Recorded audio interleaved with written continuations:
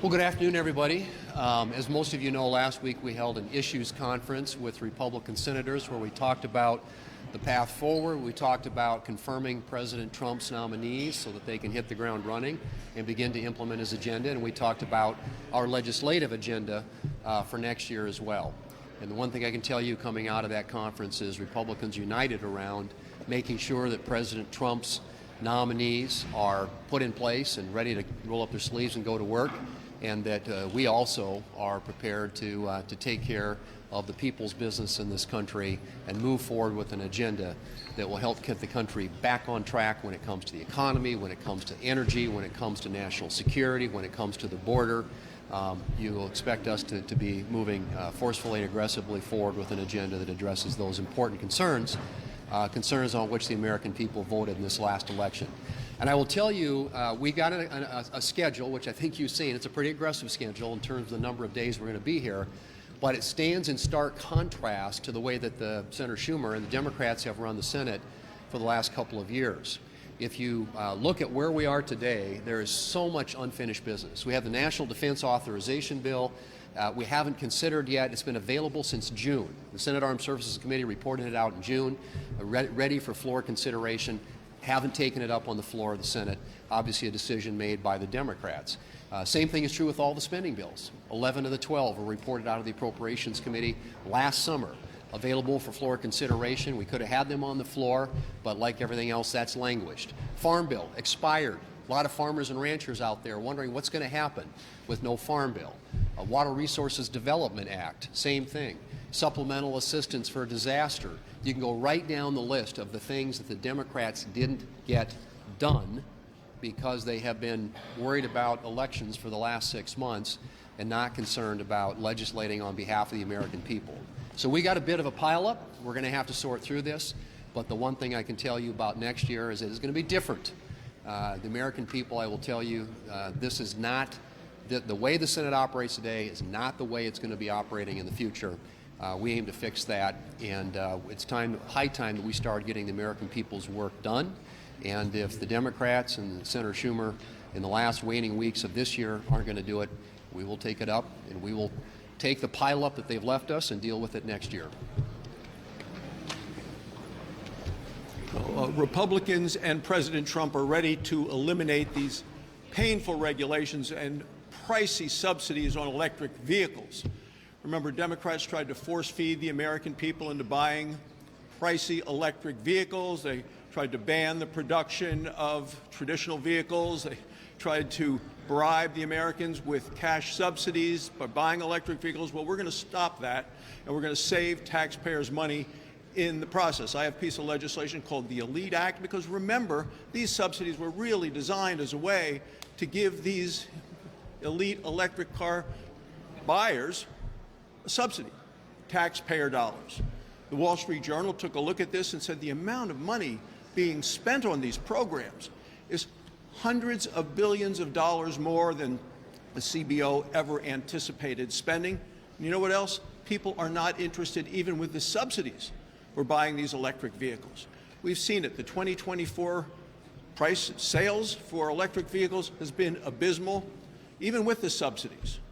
There are many, many workers who lost their jobs because of the companies being forced into making electric vehicles. Ford, General Motors have reported massive losses as a result of this electric vehicle push by the administration.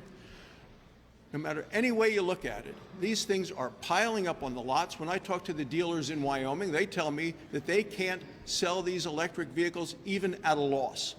The American people don't want to be told what they have to buy. Going to get rid of the car ban and these car bribes and put American drivers back into the driver's seat. 'Twas 5 years since the first case of COVID was reported. But today, throughout government offices, not a creature is stirring, not even a mouse. So, folks, this is my telework report, and it has revealed who is naughty and who is nice. Before COVID, about 3% of the federal workforce was teleworking. But today, 6% of the federal workforce actually shows up to work every single day in person. So the bureaucrats of Christmas past are sitting in bubble baths. Some of them have been sitting in jail. Some of them are running their very own small businesses while operating on the federal government dime. And the bureaucrats of Christmas present are asking Santa for permanent telework. But what we're going to do, 'tis the season to deck the halls with federal workers. So folks, you're going to have to come back to the office, and if they don't want to come back to work, we can make their Christmas wish come true. So again, folks, my out-of-office report is out. You may grab a copy. Feel free to peruse, and please call my office if you have any questions, because we will be there working. Thank you. And we're glad you're there working, Joni. So last week I was honored to be invited by our fellow senator, soon-to-be Vice President J.D. Vance, to accompany him to Asheville, North Carolina, to view the damage of the flood in Appalachia. You might say, why you? And I asked the same question, why me? And basically, J.D. said, you know, you're an Appalachian, you understand Appalachian response and the difficulties in the rural areas to answering the difficult challenges of such a disaster. Well, we went to the Fairview Volunteer Fire Department, where we met with the family of Battalion Chief Tony Garrison. Tony Garrison left his home because he knew there were people in distress, and it was amazing the way everybody was so isolated down there because of the hills. But he and his nephew and his son went to rescue some folks they knew were in distress, and Mr. Garrison and his nephew lost their lives, and their son lived. And their widow and the family came and met with us to tell us about Tony, but also about the way he and volunteer fire departments all across this nation really rise to help and volunteer to help folks who are in need. I've seen this during our own tragedies and floods in West Virginia.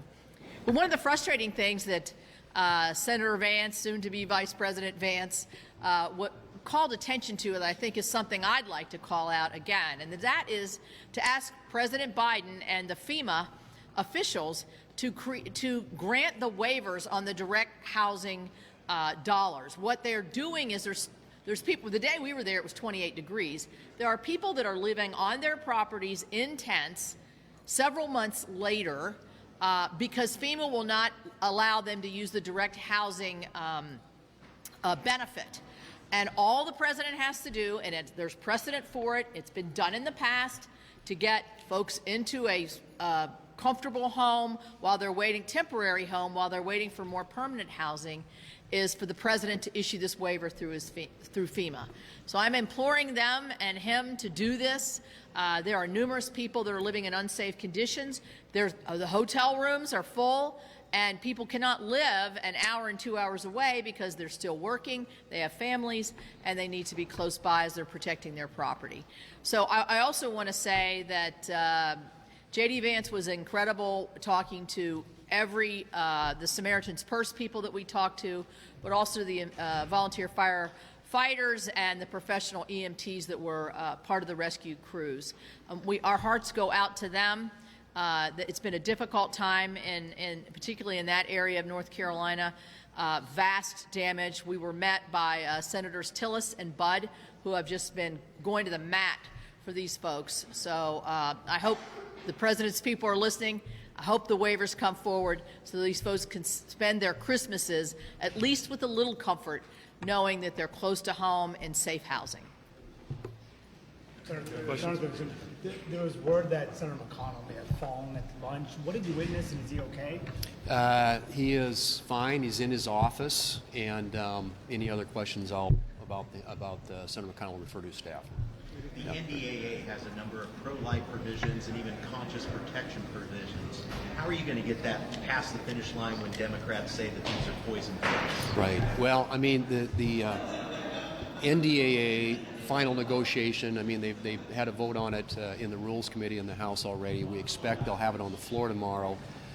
We expect to receive it from them probably on Thursday, and I would anticipate that Senator Schumer files on it. We probably end up voting early next week. But those issues have been fiercely negotiated. Obviously, there's a huge difference of opinion. As you know, anytime we do a national defense authorization bill, or for that matter, any appropriation bill, on some of the pro-life positions, but our side has fought vigorously to make sure that the pro-life provisions in the bill are strong, and that the Democrats don't weaken those.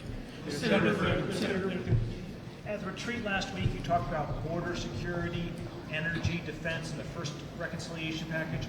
But what about some of the DOGE recommendations or spending reforms, deficit reduction?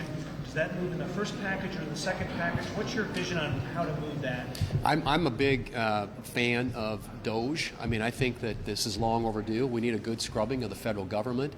But I do believe that it's going to take us a bit of a time for them to, as they stand up that operation, take a hard look, scrutinize government operations, and figure out where we can achieve savings and efficiencies to be able to put that together into a legislative package. So that's why, in my view, it makes sense for us to move quickly on things we know we can do quickly: border, defense, energy, and then come back with another package that would address some of the savings that can be achieved through reductions in costs in various agencies and bureaucracies and government and programs, and then also deal with the expiring Trump tax cuts in a package later this year. But I think we can do both. We've got an opportunity to have a couple of different chances at a reconciliation package that would achieve all those objectives. One more, yeah. Concern, as you know, there's a bicameral Republican push to delink our economy from China, specifically with a piece of legislation that would permanently end our most favored nation trading status with China. What is your view on that? What are the implications for the U.S. economy if we were to do that? Because it could ultimately result in another trade war. Well, I mean, I think that the issue of the U.S. and our relationship with China is something that has received and will continue to receive a lot of scrutiny from members of Congress, and we'll be looking at policies that we think make sense in terms of promoting U.S. competitiveness globally, and if necessary, remedying some of the bad behavior of the Chinese. I mean, I think one of the things that President Trump and his team, as they take office, are going to be talking about is how China cheats on trade agreements. And I think that we have to be looking at the world today in a very clear-eyed way through a lens that understands that there are lots of threats out there, national security threats, obviously economic threats, energy.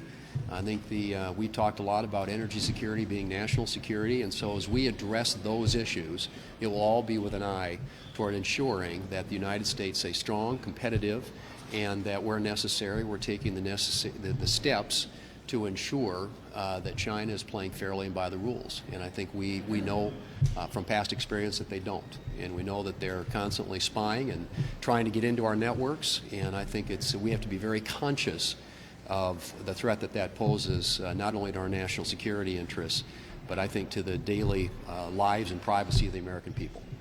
Thank you.